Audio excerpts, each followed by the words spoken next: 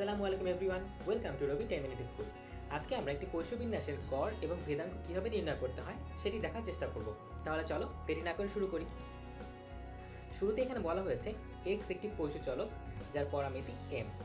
যদি তাই হয় তাহলে সম্ভাবনা ফাংশন কীভাবে লিখতে পারবো?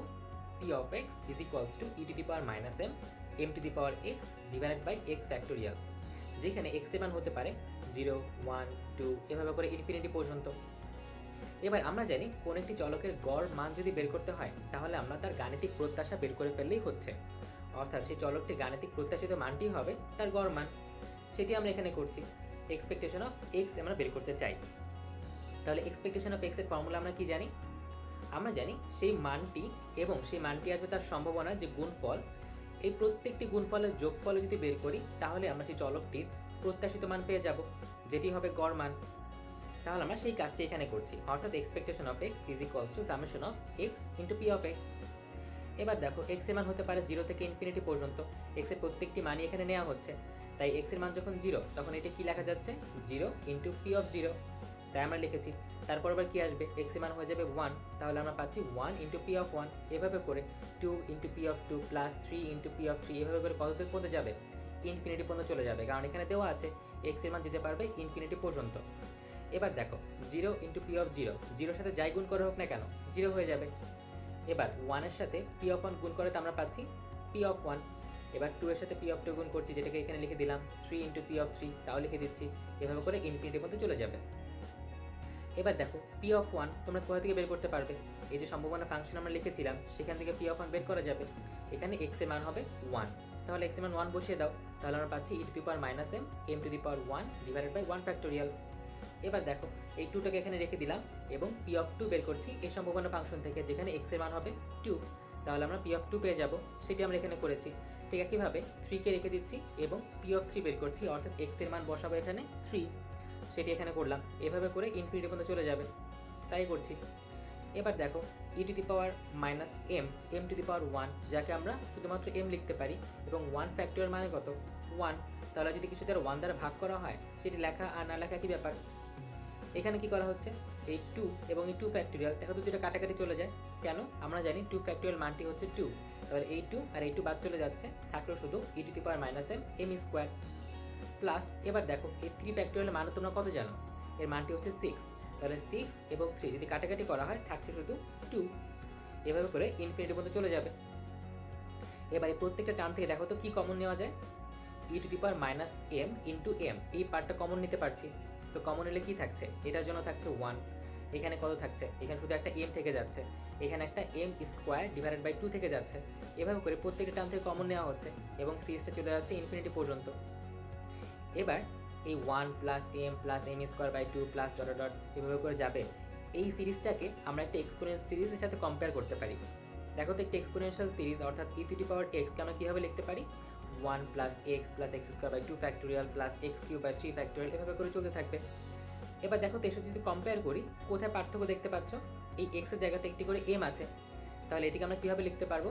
এটিকে আমরা লিখতে পারবো ই টু দি পাওয়ার এম, এক্সের জায়গাতে আমরা এম লিখে দিলাম। এবার দেখো এমটাকে রেখে দিচ্ছি।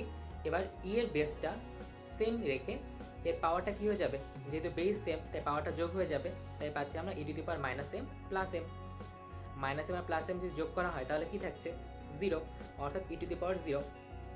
আমরা জানি কোনো কিছুর উপর যদি পাওয়ার 0 হয় তাহলে সেই মানটি হয় 1, তাই এম এর সাথে 1 গুণ করলে পাচ্ছি এম। তাহলে দেখো আমরা এক্সপেকটেশন অফ এক্স বা গড় মানটি পেয়ে গেলাম এম। এবার চলো দেখে আসি ভেদাঙ্ক কীভাবে আমরা বের করতে পারি। আমরা জানি ভেদাঙ্ক বা ভ্যারিয়েন্স অফ এক্স এর formula expectation of X square minus expectation of X whole square. এভাবে করে আমরা ভ্যারিয়েন্স অফ এক্স বের করতে পারবো। এখানে এক্সপেকটেশন অফ এক্স স্কোয়ারকে আমরা একটু ভিন্নভাবে লেখার চেষ্টা করছি আমাদের ভেদাঙ্ক নির্ণয়ের সুবিধার্থে। আমরা এক্স স্কোয়ার কীভাবে লিখতে পারি? X square minus x plus x, এভাবে লিখতে পারবো। তাহলে এক্স স্কোয়ার মাইনাস এক্স, সেখান থেকে আমরা এক্সটা কমন নিলে আমরা পাচ্ছি x into x minus 1 plus x, এবং এখানে যে পার্টটা ছিল সেটাকে রেখে দিলাম, অর্থাৎ এক্সপেকটেশন অফ এক্স স্কোয়ার। এবার দেখো এই ভিতরের পার্টটাতে এক্সপেকটেশন তো দুইটাতে কাজ করবে।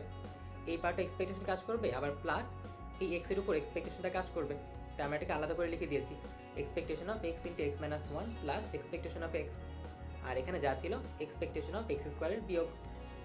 এবার দেখো আমরা ইতিপূর্বে দেখেছিলাম এক্সপেকটেশন অফ এক্স হচ্ছে এম, তো আমরা সেই কাজটি এখানে করছি। এক্সপেকটেশন অফ এক্স এর মান বসিয়ে দিলাম এম, এবং এখানে ছিল expectation of X whole square, তাই এখানে এসেছে এম স্কোয়ার। এবার আমাদের কি করতে হবে, আমরা যদি এই মানটি বের করতে পারি তাহলে আমরা ভ্যারিয়েন্স অফ এক্স পেয়ে যাব, কারণ এই দুইটি মান তো আমাদের জানা হয়ে গেছে। এর জন্য আমরা এই মানটি বের করার এবার চেষ্টা করব।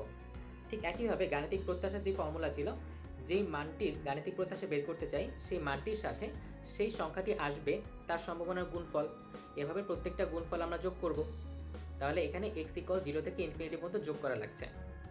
এবার দেখো এক্স এর মান যখন 0 বসাবো তখন আমরা কি পাচ্ছি, 0 ইন্টু 0 মাইনাস 1 সেটি লিখলাম, এবং প্রবাবিলিটি অফ 0 প্লাস যখন আমরা 1 বসাচ্ছি তখন 1 into 1 minus 1 into probability of 1 সেটি লিখে দিলাম। যখন 2 বসাবো তখন 2 into 2 minus 1 into probability of 2, এভাবে করে আমরা 3 এবং 4 বসাতে পারবো, এভাবে করে চলতেই থাকবে। এবার দেখো 0-র সাথে কোনো কিছু গুণ করা হলে সেটা 0 হয়ে যাচ্ছে, 1 ইন্টু 1 মাইনাস 1 করলে কত থাকবে, 0 হয়ে যাবে। তাহলে 0-র সাথে আবারও কোনো কিছু গুণ করা হলে সেটা 0 হয়ে যাবে, তাই এই দুটো টার্ম বাদ চলে যাচ্ছে। থাকলো কি 2 ইন্টু 2 মাইনাস 1, অর্থাৎ এখানে 1 আছে, so 2 into 1 into P of 2, সেটা আমরা এখানে লিখে দিলাম 2 ইন্টু পি অফ 2। একইভাবে এখানে যখন আমরা গুণ করছি 3 ইন্টু 2 গুণ করলে পাচ্ছি 6, এবার পি অফ 3 রেখে দিচ্ছি। একইভাবে এখানে পাচ্ছি 12 ইন্টু পি অফ 4, এভাবে করে চলতেই থাকবে। এবার দেখো আমরা পি অফ 2 বের করতে পারি কোথা থেকে, আমরা পরিচলকের সম্ভাবনা ফাংশন থেকে এই মানটি লিখে দিতে পারবো, যেখানে এক্স এর মান হবে 2, অর্থাৎ e to the power minus M square divided by 2 factorial.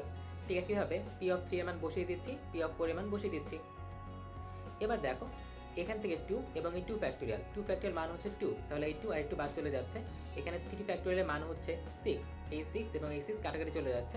এবার এখানে 4 ফ্যাক্টোরিয়াল থেকে যাচ্ছে 24, এই 24 এবং 12 কাটাকাটি হয়ে থেকে যাচ্ছে এখানে 2, সেটি আমরা লিখে দিলাম, এবং বাকি পার্টটা অ্যাজ ওয়েল যা ছিল তাই থাকলো, এভাবে করে ইনফিনিটি পর্যন্ত চলে যাবে। এবার দেখো এই প্রত্যেকটা টার্ম থেকে আমরা e to the power minus M square common নিতে পারি। যদি কমন নিই তাহলে এই টার্মের জন্য থেকে যাচ্ছে 1, এই টার্মের জন্য থেকে যাচ্ছে এম, প্লাস এই টার্মে থাকতেছে এম স্কোয়ার বাই 2, এভাবে করে চলতে থাকবে। এবার আমরা এক্সপোনেনশিয়াল সিরিজকে আমরা লিখেছিলাম এভাবে করে 1 plus X square by 2 factorial plus X cube by 3 factorial. দেখো তো এই সিরিজটার সাথে এটা অনেকটা মিল আছে, শুধুমাত্র যেখানে যেখানে এক্স আছে সেখানে সেখানে এখানে এম আছে। তাহলে আমরা কি করতে পারি, আমরা e to the power x না লিখে এখানে লিখবো ই টু দি পাওয়ার এম। এবার দেখো এম স্কোয়ারকে বাইরে রাখছি, এবং এখানে যেহেতু ই এর বেসটা সেমই আছে তাই ই বেসটাকে সেম রেখে পাওয়ার দুটোকে যোগ করে দিলাম, তাহলে মাইনাস এম প্লাস এম। এবার এই মাইনাস এম আর প্লাস এম যদি করা হয় তাহলে কি থাকবে, 0 হয়ে যাবে, তাহলে ই টু দি পাওয়ার 0। আমরা জানি কোনো কিছুর উপর পাওয়ার যদি 0 হয় তাহলে সেই মানটি হয় 1, তাহলে এম স্কোয়ারের সাথে গুণ হচ্ছে 1, অর্থাৎ এম স্কোয়ার। এবার দেখো ভ্যারিয়েন্স অফ এক্স আমরা লিখেছিলাম expectation of x into x minus 1 plus M minus M square, এই মানটি আমরা এখানে পেলাম এম স্কোয়ার, সেই মানটি এখানে বসিয়ে দিচ্ছি। তাহলে এখানে কি পাচ্ছি, M square plus M minus M square. তাহলে দেখো এই এম স্কোয়ার বাদ চলে যাচ্ছে, থাকলো শুধু এম। তাহলে আমরা পেয়ে গেলাম variance of x is equals to m. আশা করি পশুচলকের গড় এবং ভেদাঙ্ক কীভাবে বের করতে হয় সে সম্পর্কে তোমরা বুঝতে পেরেছো। পরবর্তী ভিডিও দেখার আমন্ত্রণ জানিয়ে এখানেই শেষ করছি।